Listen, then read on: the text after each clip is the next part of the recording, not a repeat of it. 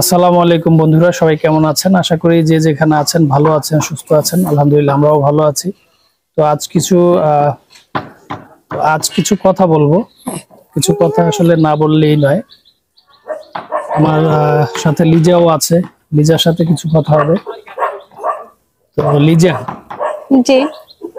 আচ্ছা, এই যে একটা বিষয়, আমরা সবাই এই বিষয়টা জানে যে জুনিয়র সাকিবের যে ঘটনাটি, তো এই যে জুনিয়র সাকিবের গোপনাঙ্গ কেটে দেয়া হলো, এখন এটা আসলে কেন তোমরা মানে নারীরা এমনটা কেন? এটা তো সবাই মানে প্রায় অনেকেই দোষ দিতেছে। শিখা খানের দোষটা দিতেছে অনেকেই, এটা করাটা ঠিক হয়নি। আসলে তোমরা নারীরা এরকম কেন? সব নারীরা তো এক না। আসসালামু আলাইকুম বন্ধুরা, কিছু কথা না বললেই না। আমার হাজবেন্ড এই কথাটা বললো যে সব নারীরা এরকম কেন। সব নারীরা তো এরকম না। কিছু নারীরা আছে যে নেশাগ্রস্ত পাগল টাইপের, এরা এই ধরনের কাজ করে। কিন্তু আসলে অ্যাকচুয়ালি সে কি পাগল না তার মাথায় সমস্যা আছে? সে যে কাজটা করলো সে কিন্তু খুব খারাপ একটা কাজ করছে, একটা মানুষের লাইফটা নষ্ট করে দিল সে। এখন এই যে একটা বিষয়, মানে সব প্রায় এখন সোশ্যাল মিডিয়া যারা কাজ করে অথবা এমনি যারা সাধারণ আছে, সব মানুষগুলোর মধ্যে একটা ভয় কিন্তু ঢুকে গেছে। আসলে এখন স্বামী স্ত্রীর মধ্যে একই ছাদের নিচে থাকে, কিন্তু দেখা যায় এখন এটা স্বাভাবিক। মানে এখন আমার মধ্যেও তো একটা ভয় কাজ করতে পারে যে কি হলো, এই যে বিষয় আসলে এরকম না জানি। আসলে লিজা আবার যতই বিশ্বাস করি, যতই যাই কিছু করি না কেন, মনের ভিতর কিন্তু একটা ভয় ঢুকে দিছে, একটা ভয় ঢুকে গেছে। এখন সবার ক্ষেত্রে তো তা না। যতই স্বামী খারাপ হোক না কেন, স্বামী আমার কাছে অনেক কিছু, মাথার তাজ। এটা যারা ভাবে যে স্বামী হইছে মাথার তাজ, তারা এরা কখনোই করতে পারে না। যদি প্রকৃত ভাবে তাকে স্বামীকে যদি ভালোবাসা থাকে, তাহলে এই কাজটা কখনোই করতে পারে না। উনার মানে মাথায় কোনো সমস্যা আছে, তাহলে এরকম একটা কাজ। আরো যতটুকু শুনেছি যে ওই শিখার আগেরও 2 স্বামী আছে এবং তাদের সাথেও নাকি ওর সম্পর্ক ছিল। আমরা সোশ্যাল মিডিয়ার মাধ্যমে যতটুকু জানি যে ওর আগের 2 স্বামীর সাথেও সম্পর্ক ছিল, সম্পর্ক রাখতো। তো এই যে বিষয়গুলো আসলে একটা নারীর ক্ষেত্রে এই বিষয়টা কিরকম একটা হয়ে গেল না, মানে সারা সব এখন সব নারীরাই কিন্তু ওর কারণে মানে কেমন দোষী হয়ে গেল যে ওই একজন ভুল করলো। আসলে তো বিষয়টা তো এরকম হওয়া উচিত না, তাই না? একটা মানুষ আবার ও নেশাও করতো। এই বিষয়টা আসলে একটা নারীর নেশা করা, তারপরে হচ্ছে এই যে 2-3টা স্বামী ইয়ে করা, সাকিবের সাথে সম্পর্ক রাখা, সাকিবকে নিয়ে, জুনিয়র সাকিবকে নিয়ে সংসার করছে, তারপরে সে আবার অন্য 2টা স্বামী তাদের সাথেও সম্পর্ক রাখছে। এই বিষয়গুলা তুমি কিভাবে দেখতেছো তোমার? না, এই বিষয়গুলা আমার কাছে খুব খারাপ লাগছে। তার চেয়ে বেশি খারাপ লাগছে তার মেয়েটা তো ছোট। যদি মেয়েটা বড় হইতো তাহলে এটা কখনোই মাইনা নিত না।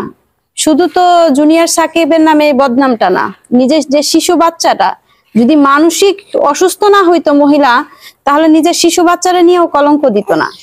হ্যাঁ, দেখো একটা বাচ্চা, ওর একটা বাচ্চা মেয়ে, কিন্তু কাজটা সে ভালো করে নাই, কাজটা খুব খারাপ করছে। যখন এই মেয়ে বড় হবে তখন মেয়েটা মাকে ঘৃণা করবে।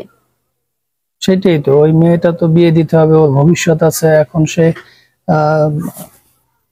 শিখা সেই তার নিজের মেয়েকে নিয়েও তো একটা কথা মানে উঠছে। আর এই প্রসঙ্গে বলতে গেলে আসলে এর আগে, এই ঘটনার আগে সাকিব যখন এর আগেও কিন্তু ওই মেয়ের সাথে নাকি আচরণ ভালো করে নেই, সেই ক্ষেত্রে তখন ওই সাকিব আবার কোরআন শরীফ নিয়ে নাকি কিরা কসম কাটছে, কাটার পরে পরবর্তীতে শিখা নাকি ক্ষমা করে দিছে। তো এই যে বিষয়গুলা, এখন আমি জানি না আদৌ আসলে এই বিষয়গুলো কতটুকু সত্য কতটুকু মিথ্যা, যে যেই একটা কথা ওঠানো হয়েছে যে জুনিয়র সাকিব ওর মেয়ের সাথে নাকি খারাপ আচরণ করছে। তো এই জিনিসটা তো আমরা সঠিক বলতে পারবো না আসলে সত্যতা কতটুকু, এটা ওরাই জানে ওদের মধ্যে কি হয়েছে। তো এই বিষয়গুলো আসলে কেমন না? আসলে কি মানসিক সমস্যা মনে দুজনেরই আছে, যদি না হইতো তাহলে এই কাজটা সেও করতে পারতো না আর ওই মেয়েটাও করতে পারতো না। আজকে একটা মেয়ের কারণে 10টা মেয়ের বদনাম। সেটাই তো এখন। কিন্তু আর উচিত সাজাও হওয়া উচিত যে এই মেয়েটা এই কাজটা করলো, একটা ছেলের লাইফটা নষ্ট করে দিল, এটা কাজটা ঠিক করে নাই ও, একটা মানুষের লাইফটাই নষ্ট করে দিল। এটা তার কাজটা হ্যাঁ তার ভালো লাগে না, তার ছেড়ে দিতে পারতো, কিন্তু কাজটা তো সে খুব খারাপ করছে। আজকে তার জন্য কেন না সব মেয়েরা মাথা বাইতা নিবে এই বদনাম। সেটাই তো এখন সব মানে প্রতিটা পাড়া মহল্লা এলাকাতে একটা নারী যদি সমাজে খারাপ কিছু করে তো সেই ক্ষেত্রে কিন্তু প্রায় সকল নারীর উপরেই ওইটা পড়ে। কিন্তু এখানে যে শুধু মেয়েটাই খারাপ তাও কিন্তু না, ছেলেটার ভিতরেও অপরাধ ছিল, না হলে এই কাজটা করতে পারে না। আমি মনে করি সব ছেলেদের এখন সতর্ক হওয়া উচিত, আর মেয়েদেরও সতর্ক হওয়া উচিত যে সে কি ভালো কাজ করবে না খারাপ কাজ করবে। কিন্তু মানসিক সুস্থতা সবারই দরকার, সবাই ভালো থাকুক, দোয়া করি সবার জন্য। দুজনই আসলে নেশাগ্রস্ত, হ্যাঁ দুজনই নাকি নেশা করতো, যতটুকু শুনি জানি আমরা সোশ্যাল মিডিয়ার মাধ্যমে যতটুকু জানতে পারি, তো দুজনই নাকি নেশাগ্রস্ত ছিল। তো সমাজে আসলে নেশা করাটা, তারপরে কিন্তু নেশাগ্রস্ত তো আরো মানুষও দেখি, কিন্তু এদের মতন আমি মনে হয় না, আমার জ্ঞান চোখে আমি কখনো দেখছি। তো কাজগুলো তারা ভালো করে নাই, যেই করুক দুজনের মধ্যে অপরাধ ছিল, একজনের তো আবার অপরাধ শুনলাম না। সে নাকি শিখা খান হচ্ছে তোমার ওই জিনিসটা তার জুনিয়র সাকিবের গোপনাঙ্গটা কেটে সে হাতে নিয়ে নাকি আবার টিকটক করছে সে। এই এগুলো তো খুব জিনিসটা খারাপ। আসলে একটা মানুষ কতটা মানে নিচে নামলে কতটা মানে ভয়ঙ্কর হলে এই কাজগুলো করতে পারে, এটা আসলে বোধগম্য না, এটা আমরা কখনোই আশা করি না। এবং কি শিখবে এই বাংলাদেশের মানুষে, কি শিখবে? একটা শিশু বাচ্চারাও কি শিখবে? কেন টিকটক তো শিশু বাচ্চারাও দেখে, ছোট বড় সবাই দেখে, কি শিখবে? তো যাই হোক, আমরা এই ধরনের কাজকর্ম কখনোই কারো কাছ থেকেই আমরা আশা করব না।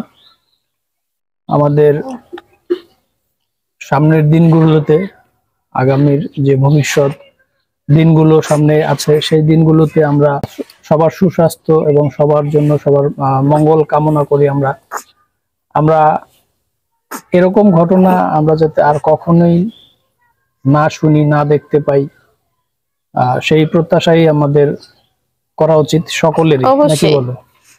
আমরা কখনোই চাইবো না যে এই ধরনের অ্যাক্সিডেন্ট ঘটুক, এবং এটা থেকে আমরা সবাই সতর্ক হই, নারী পুরুষ উভয়ের ক্ষেত্রে। পুরুষের ক্ষেত্রে যদি কোনো ভুল থেকে থাকে সেটা থেকেও আমরা সংশোধন হই, এবং নারীরা যারা আছেন আপনারা কখনই এই শিখা খানের মতো এই কাজটি করবেন না, এটাই আশা করব। ভবিষ্যতে যাতে এই ধরনের কাজকর্ম কেউই না করে, এটা করা থেকে যাতে সবাই বিরত থাকে, সেই প্রসঙ্গে কিছু বলো। আমি সবার কাছে একটা কামনা করি, আপনারা আমার সবাই, আমার বন্ধু, আমার ভাই বোন, বাবা মা যাই বলেন সবাই, হ্যাঁ সেটাই, আমরা কারো সন্তানের মতো, কারো ভাই বোনের মতো, কারো